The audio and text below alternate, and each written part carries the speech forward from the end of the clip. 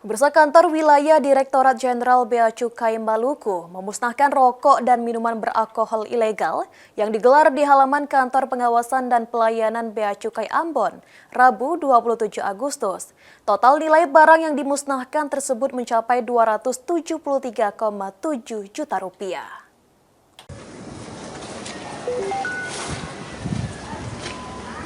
Kantor wilayah Direktorat Jenderal Bea Cukai Maluku memusnahkan rokok dan minuman beralkohol ilegal yang disita sepanjang 2024 hingga Juli 2025 bertempat di kantor Bea Cukai Ambon, Rabu 27 Agustus. Humas Bea Cukai Maluku, Donald Mainasi mengatakan, total barang yang dimusnahkan terdiri dari 241.334 batang hasil tembakau tanpa pita cukai dan 43,55 liter minuman mengandung etil alkohol ilegal.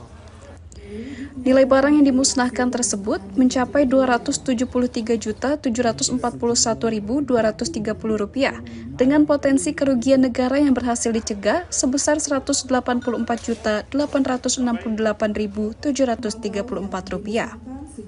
Jelasnya, pemusnahan ini juga merupakan bukti nyata peran Bea Cukai Maluku dalam melindungi masyarakat dari peredaran ilegal, mengamankan penerimaan negara, dan menciptakan persaingan usaha yang sehat.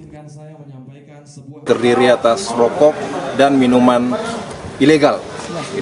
Barang kena cukai itu adalah barang yang tidak dilekati pita cukai yang sah ataupun tidak sama sekali dilekati pita cukai. Seperti itu, Bapak Ibu.